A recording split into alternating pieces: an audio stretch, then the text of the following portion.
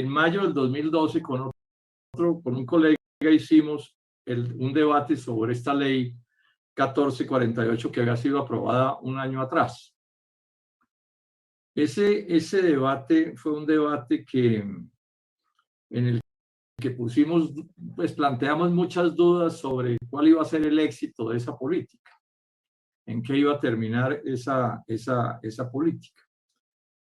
Pero como claro, no se sabía porque era apenas un año de aprobada la ley, había que tener paciencia y esperar. Pero el debate, insisto, se centró en que por razones del diseño institucional, del mal diseño institucional, que ya era evidente en ese momento, o sea, de los enredos legales con que fue aprobada esa ley, sí, en un tema que es de suyo bien complejo, porque tiene que ver con gente muy pobre, con regiones muy apartadas, con escaso acceso de las personas a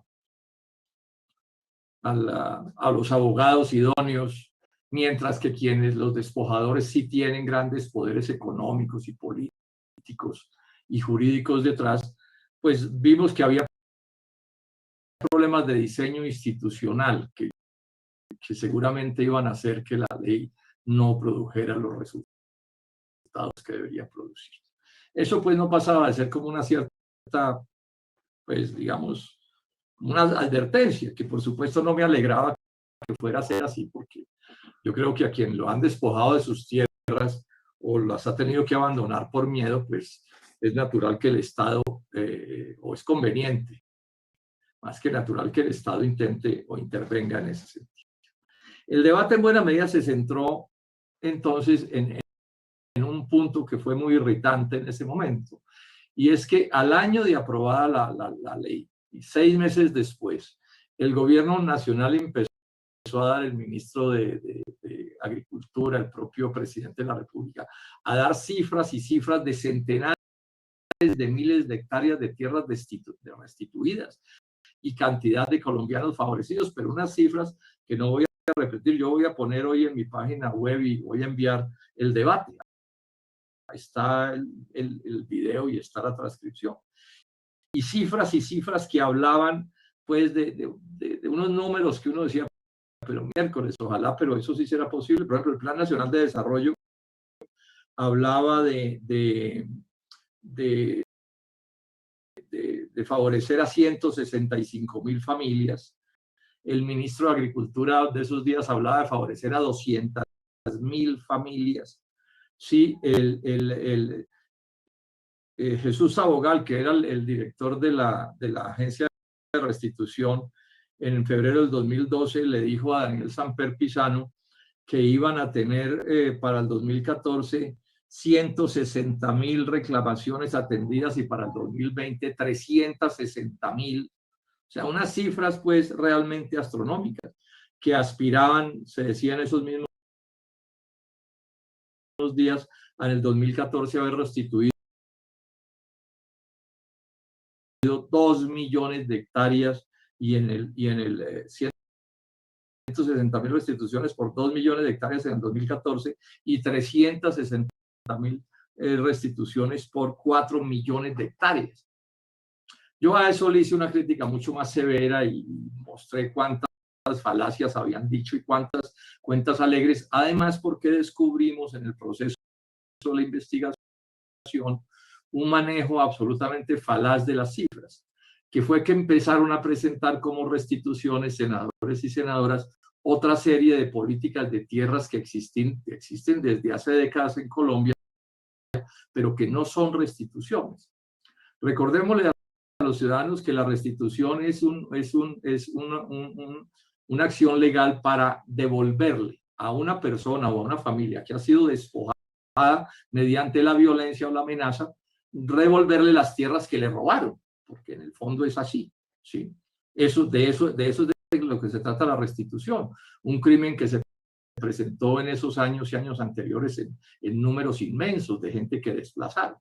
Pero también hagamos una advertencia, ahí se incluyó en esa ley bajo el nombre de restitución una figura que no es restitución. O sea, bajo ese nombre, y todavía ahora se habla como si fueran la misma cosa, restitución, lo que es el despojo propiamente dicho, que es la restitución en el sentido de a quien le han robado su tierra mediante la coacción, y un fenómeno que está vinculado a la violencia, pero que es distinto, que es el abandono de tierras.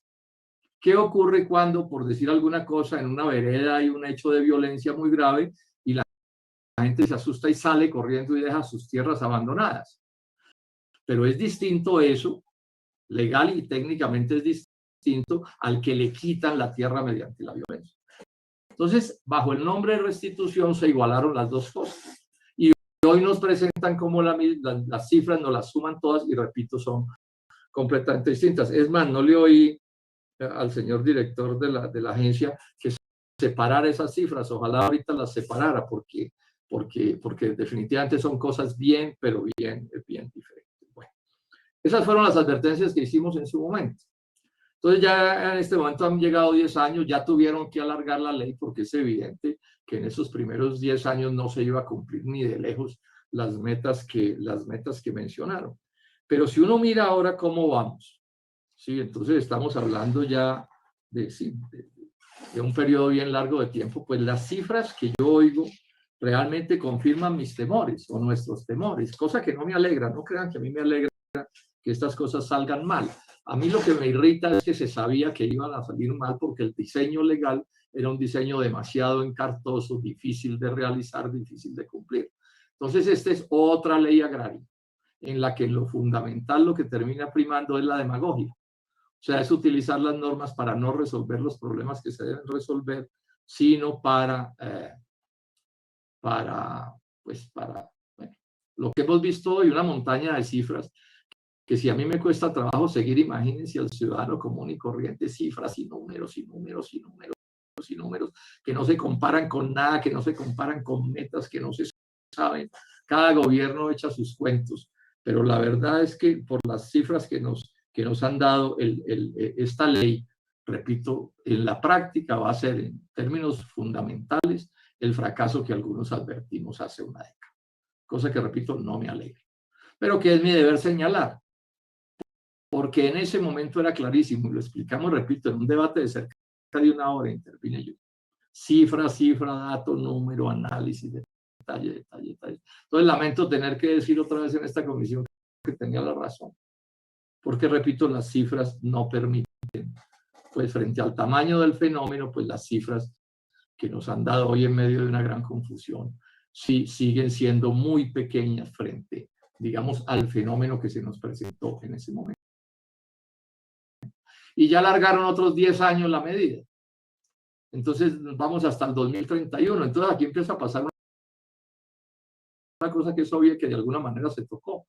Y es que los reclamantes o se están muriendo, ¿sí? O se vuelve tan difícil recabar las pruebas, o están tan ancianos y tan empobrecidos y tan llevados, como se dice, pues que cada vez esto va a ser más difícil de que opere. Pues, o si a una persona le restituyen su tierra 20 años después de haberlo despojado, pues se muestra otra vez la ineficacia del Estado. Pero quiero enfatizar en una cosa y con esto termino. Esta es un poco la historia de las leyes agrarias en Colombia. Quienes hemos sido estudiosos desde esos temas, sabemos que aquí ha habido una serie de leyes, desde la 200 de 1936, la 100 del 44, una serie de normas, todas ellas diseñadas para que no cumplan con los fines que se anuncian. Y por eso, en términos de tierras como en términos de producción, el agro colombiano es un desastre de concentración de la propiedad, pero más grave, de una propiedad que no produce, que es lo más grave de todo, porque digamos que los alemanes con tierras concentradas desarrollaron su agro. Los gringos con tierras distribuidas campesinas desarrollaron su agro, pero es que aquí no tenemos ni lo uno ni lo otro. Sobre todo no tenemos el desarrollo del agro, que es la parte más grave. Aquí, en pleno siglo XXI, la gran política agraria, ustedes me excusarán, colegas, que les machaque esto, es importar la comida. Ese es el sumum de la política agraria. Traigan del exterior lo que podríamos producir en Colombia. ¿Sí? Y ahí se siguen arruinando los productores. Y además se sigue concentrando la tierra, porque pues si usted además se muere de hambre en su parcela, pues ¿qué puede hacer distinto de salir corriendo, sea porque se la compren o porque lo saquen a tiros, que también lo sacan, que se lo sacan a tiros? insistamos, yo llevo ya en esta comisión casi 20 años con esta especie de insistencia y realmente todo lo que veo es un desastre, eso lo tengo que decir con toda franqueza. Preferiría decir una cosa contraria, pero yo creo que los hechos nos demuestran que la principal política agraria de Colombia es que no haya una buena política agraria. Y esta cosa que cacarearon tanto, es que hay que ver, ustedes de pronto no se acuerdan, lo que cacarearon esta restitución de tierras, trajeron al secretario de la ONU. Eso, mejor dicho, no hubo show que no hicieran. No hubo promesa y abrazo y felicitación y votos que no consiguieran. ¿Cuántos votos campesinos y de jornaleros se conseguirían con seguridad con esa ley? Y repito, las cifras nos dicen que, pues, es muy mediocre el resultado. A mí, pues, lo que hayan hecho, bueno, bienvenido, pues, es mejor algo que nada, pero realmente esa no puede ser la política del Estado. O sea, la política del Estado no puede estar montada en temas tan sensibles como estos, con tanto sufrimiento ciudadano, con tanta violencia, convertidas en unas pantomimas que al final no resuelven nada. Ni en el gobierno anterior, ni en este gobierno. Porque, repito, quedó mal diseñada, como oportunamente lo demostramos. Porque el centro de la presentación política, de esa política, fue el engaño, como lo demostramos oportunamente. Entonces, lo felicito, senador Jorge Londoño, por haber traído este tema, porque era clave que le pegáramos una mirada una década después qué ha pasado con esto. Muchas gracias, señor presidente.